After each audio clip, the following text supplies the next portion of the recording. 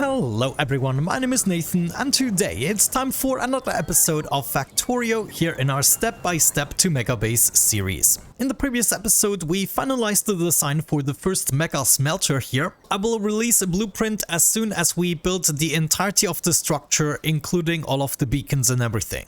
Hello, little interruption right at the beginning here from future Nathan. I'm already recording the next episode and I decided to drastically redesign what we did in the previous two episodes, but we're gonna still be able to copy a lot of the things over. However, considering a bunch of your comments, I decided to redesign it so it is a little bit more efficient and practical. You know, you have to forgive me. I'm thinking with an artistic heart and this to me just looks nice. However, considering we are going for a mega base, it is just not practical to have this many belts because eventually you are gonna slow down the game. And also for the smelting purposes, it's also good to have an 8 beacon setup instead of a 12 beacon setup. I still really like the design and the content of today's episode is more to hook up the ore veins and already get the ore incoming. So all of these stations can fill up. So the content of the episode here and everything that we've built, we can still use. However, I'm gonna arrange it a little bit more logical with the stations distributed along the sides. And of course the loading stations then on the top, so we don't have to do all the belt structures. But the one argument that convinced me to actually go ahead and make this change is the performance argument. Eventually, if we do everything like that, we're gonna struggle.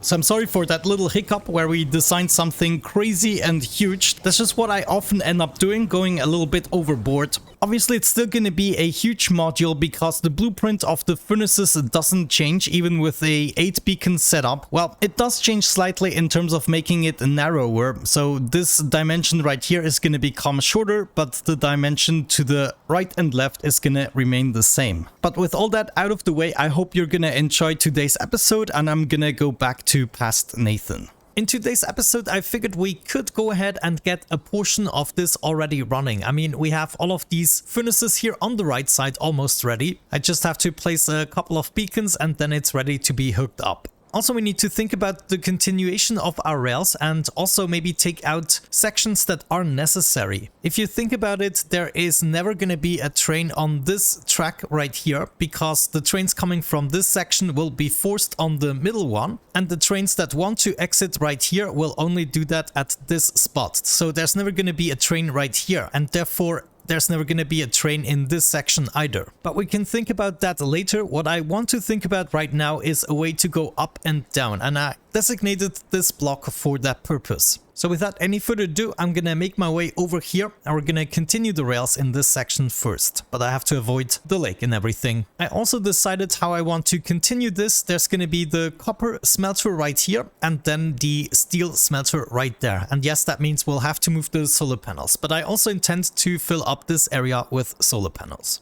The first thing I guess we can do is just continue this for now. And oh my gosh, this of course had to lead into a forest. I guess just look away. Woohoo! Actually, this is more fun than I anticipated. Slowly I start to understand the humans in Avatar a little bit better. Good. With that out of the way, let's clear this tile. I will want to continue my rails all the way over here. And then I guess we want to do something similar into this direction. It just needs to be in the center. And then we can think about how we want to make the intersection. And don't worry, this is not the intersection. I'm just planning things out right now. So this would then be our main line going up and down. And this would also be the first intersection we'll have to make in order to reach these 3 iron deposits. So without any further ado, let's set up the grid here. Then would be another grid with radar. And we just keep on going into this direction. Now up here, obviously, we first need a little bit of landfill. I might actually have some with me. No, I dumped it again. Well, for now, let's dump our belts and also get more rails and of course landfill. Right here we have plenty of things to build, also beacons. And by now we also have quite a few speed modules, though I think I just used them up.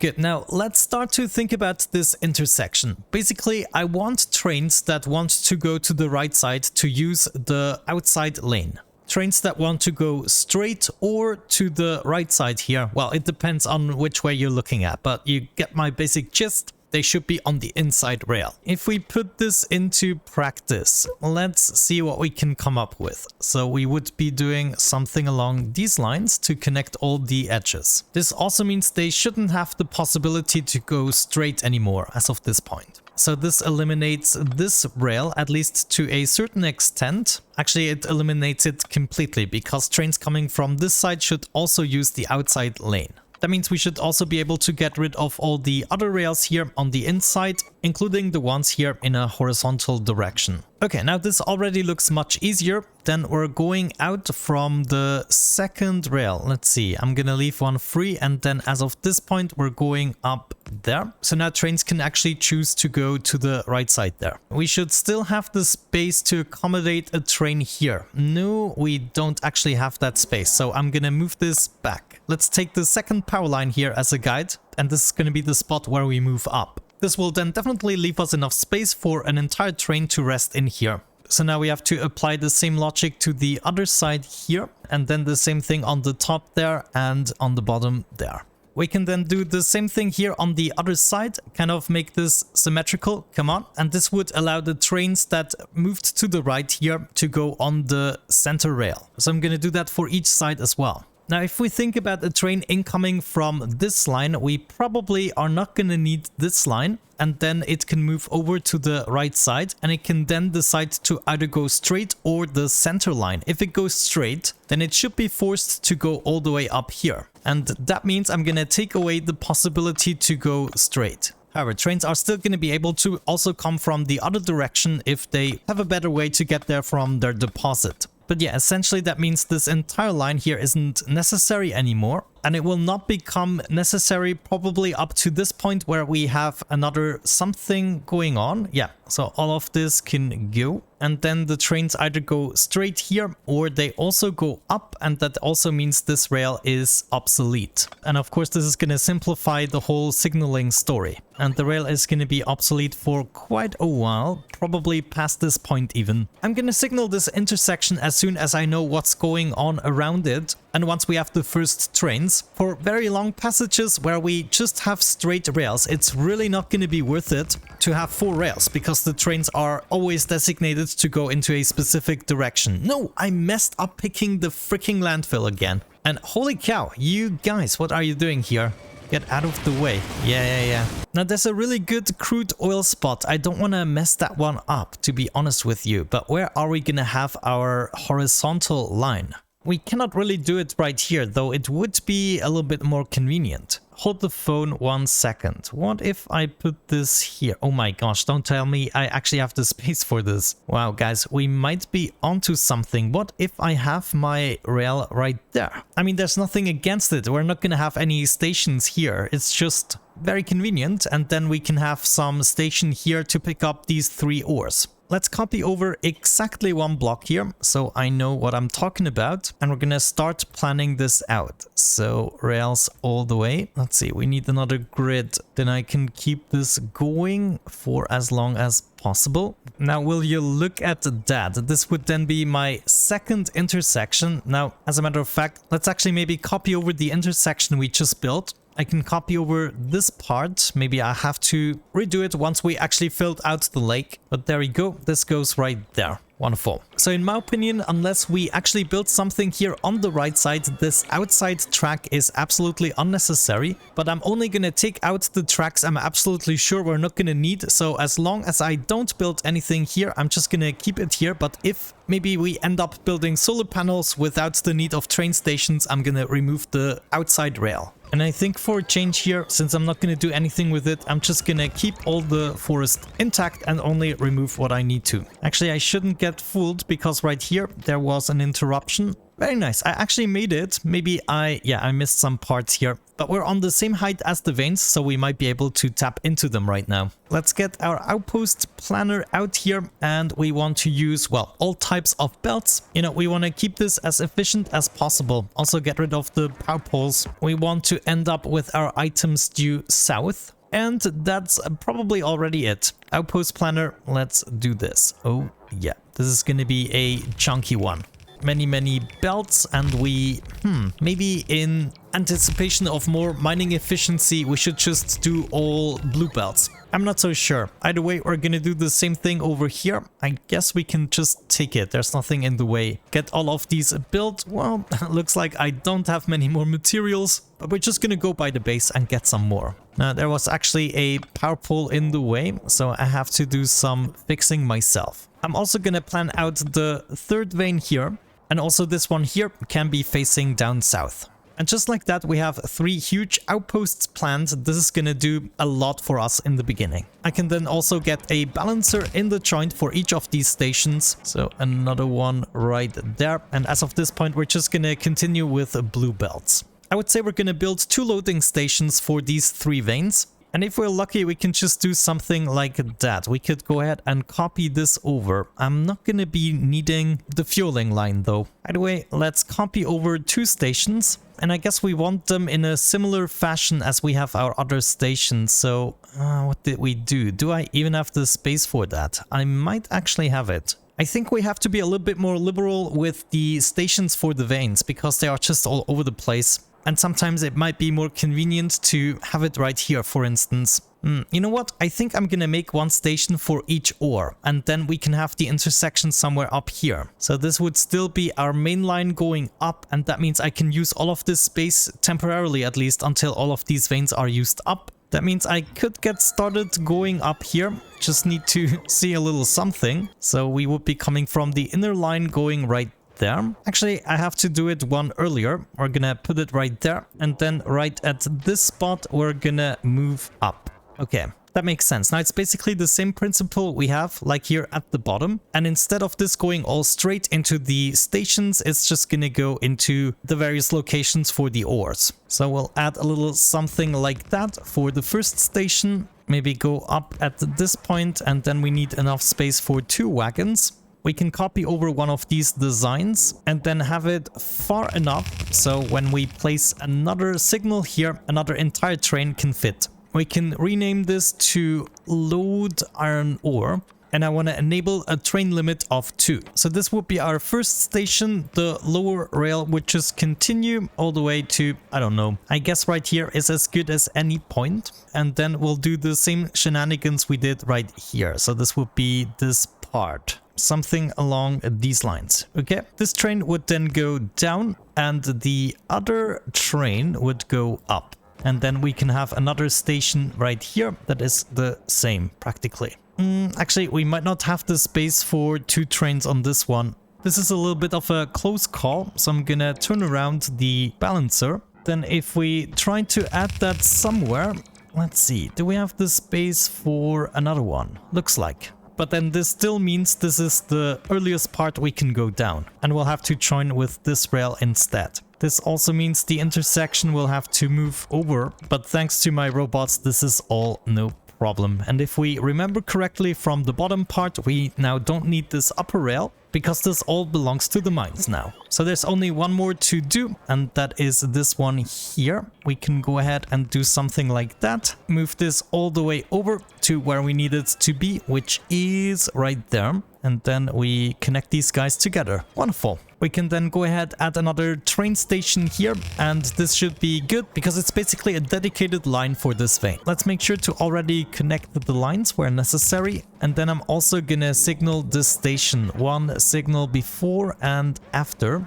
and then if we want to, we can set up a signal every now and then on this signal track. I'm then gonna set up chain signals right here, and also, let me see, yeah, probably here. Another one right there, and then finally a normal signal to finish the intersection. I'm also gonna signal this part here, so maybe to make things a little bit clearer, we're just gonna move the trees out of the way temporarily. Get a chain signal here, get another one before this intersection, then we cannot fit an entire train here, so I'm gonna leave that be. But we can have 1 signal here, I guess another signal there if we really wanted to. Chain signal right there and there. Now let's see, I need 1 here, and ooh, that is actually not enough space. Yeah, if I have my rail signal right there, then I cannot fit an entire train in there.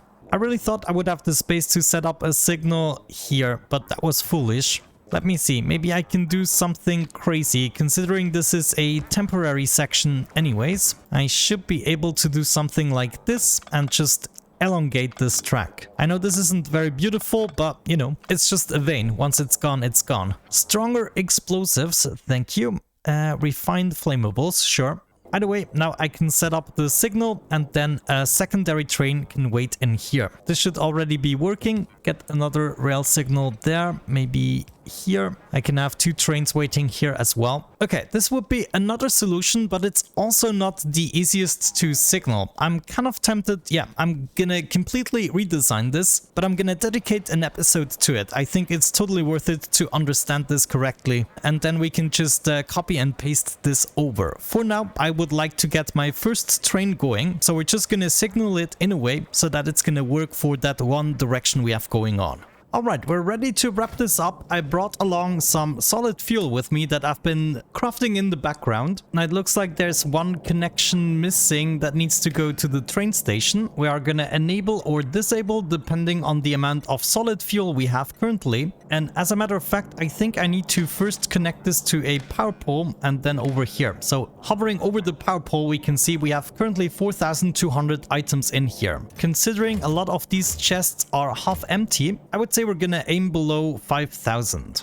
This means we can probably set this up to 20,000 here. Well, now let's follow the rails and just make sure the trains will arrive safely by signaling everything that we haven't signaled yet. I'm just gonna do the rails that will currently be in use, and to indicate some rails are not gonna be functional, I'm just gonna do that. Another research done, physical damage. I'm not really using that at the moment, but it's the cheapest research we currently still have available. Now I'm gonna redo the intersections here, and I'm gonna be leaving much more space by allowing this rail to turn around much earlier, something along these lines. And this is gonna give me way more space to do the inner workings here, but I want to plan this out a little bit for an episode so I don't struggle too much. I also don't just want to copy over a design, I just really like to come up with a proper design, but I need to think about it without recording, actually maybe in my test world. So for the time being, since we only have to think about one direction currently, I'm just gonna do that. And that means I only have to signal this part, for instance. Now this is actually a really good example of a case where you want to place another rail signal. For instance, right here, if I have a train going straight, then other trains going straight will have to wait. But if I set up another chain signal there, then the trains going straight will not interfere with these guys. And we could even take this a notch further. Now the trains on this and this line will also not interfere with each other. Good. Now, theoretically, this should be functional. I should be able to place my trains at a station, load iron ore. We want to wait until full cargo and I guess also inactivity. And then unload until empty cargo and inactivity. It is already more or less fueled up. Let's head to the station. It does find a way, so that is good. It's going to go to this station to load up the ore. And thanks to the solid fuel, it is a little bit faster. And of course, it's going to become even faster once we add rocket fuel or nuclear fuel. But there we go. That seems to be working out. We can now set up 6 trains, 2 for each ore station. Now we can see this is filling up rather quickly. Yeah, look at that. All those stack inserters working for me, practically full belts, and it's already a full train. Now it's coming back, and it also finds the way back. Yeah, I think this concept is going to work wonderfully. For now, this is only going to go into this first station, but let's see the unloading process. And there we go, we get full belts. How wonderful. And the ore is now being shipped up and it's going over. Yes, just imagine how freaking amazing this is going to look once we fill this all up. Good. I'm gonna set up another train, as many as we can. Well, we can only do 2 right now. Let me copy this over, paste it right there. Wait for a little bit of fuel and then you can go as well. Which station did you choose? The upper one there. Interesting. I guess because this one was already busy. So now we need 4 more trains. This is going to be quite a tall order. Let's quickly make our way back to get those last trains, and then we also need a bunch more beacons. But afterwards we're ready. Look at that. The ore is already there. Of course, we're still going to need a whole bunch of speed modules. What can I say? Well, I'm also gonna take some more solid fuel with me. Maybe fill up the Spidertron as well. Okay, next train is ready to go. I'm gonna go ahead, place the next train, copy that over, and you can go as well. How many trains do we have yet? 4 trains so far, so let's place 2 more. That's 1. You can go. And now actually the stop has become disabled because we do have enough. Hooking this up to the power pole reveals 24,000. Let me see. That is actually not bad. I feel like it is a little bit too much. Yeah, let's go down to 15,000. Good. That means we can start to copy this over for some more stations. And then we're gonna add 1 last train. We could probably add more without clogging the system, but there we go. The second station is now being filled up. I'm just gonna copy this over to all the stations now, and that means they can gradually be filled up. Now we already have an example of 2 trains incoming into the same line. I wonder what happens if a station disables while a secondary train is still incoming. Wow, check this out. I just love it. Oh, this is amazing. Okay, now it's time to hook up the smelting part. So I'm gonna add an additional pole here to hook this all up, and the other side should already have started smelting. Yeah, we can actually see some of the lines here moving, of course not at full speed yet, because we're missing the modules. But we can hopefully add some more right now and just gradually complete these first 4 lines. They're now already going down, and they are getting ready to be picked up by a train. And looking around, all the trains are now ready to go. If we wanted to, we could add some more trains, at least as many trains as we have stations. Honestly, that would be really interesting, and depending on how quickly we actually mine these guys, it's even going to be worth it. If we check out the power draw, now the beacons are already the top consumer. So this has like a crazy influence, and it might be worth thinking about removing them first still. Like we could complete the entire array without the beacons and just adding them when we actually have the speed modules. Yeah, let me actually get rid of them. I think it's going to benefit us much more if we just complete the entire smelting array without them. And once we got access to the materials, we're gonna craft the speed modules en masse. You know what? I think it might be worth making a blueprint for this whitelist. We just want to remove beacons for now. So if I do this, all the beacons should be gone. And look at that, all the stations are already filled up. This is actually great. Alrighty, as a last lead, I'm gonna try to finish this entire array, and then hopefully we can see some stuff being smelted up. But let's go ahead and do that, and some of the lines should now start moving at a decent pace. I probably did not take enough materials with me. Let's just see how far we get. I can see some movement everywhere. That's good. And geez, I already ran out of underground belts again. But we can actually see some movement here in the trains now, and some of the stations are opening. I also observed what happens if a station closes, then the train just automatically goes back, even mid-journey. It just attempts to turn around. Now we can see the station is closed, however this train still empties its cargo. What does the next train do? It continues. Will it just go past the station now? Yeah, apparently it now just goes back. Well, this is definitely curious. I'm glad we got this smelting situation out of the way. We will be able to add the copper one right there. I will be taking care of filling up the lake. But other than that, once we got this, it's going to be easy to copy over. I just want to check one thing. We have 5,000 underground belts and 8,300 belts and a whole lot of other things. So I wouldn't say it's a cheap module, but I would say it's going to suffice for quite a while until we have to actually build a second one for each of the materials. But with that out of the way, I'm probably going to be doing some more critter hunting now that we are actually polluting in a different location. And I'm also gonna make my way back to the base. In the next episode, I might want to come up with a design to take care of all the liquids. If we have a look at this list again, all these liquids I would like to craft in a different location. I might even go as far as crafting the plastic in this location, because we just need coal and then petroleum, which we are already producing over there. And then I believe we're gonna be needing the coal for the sulfur. No, actually we don't. Either way, it might still be easier to produce the plastic in the same module as we produce the other liquids. I don't know about that. We don't even need the petroleum for anything else, right? That's actually interesting. If I take plastic out of the equation, we don't need petroleum. I think that's gonna be good. Let's do another research. Some more stronger explosives. I take that any day. But yeah, with that out of the way, thank you so much for watching. I really hope you enjoyed today's episode. Have a great time and see you in the next one. Bye bye.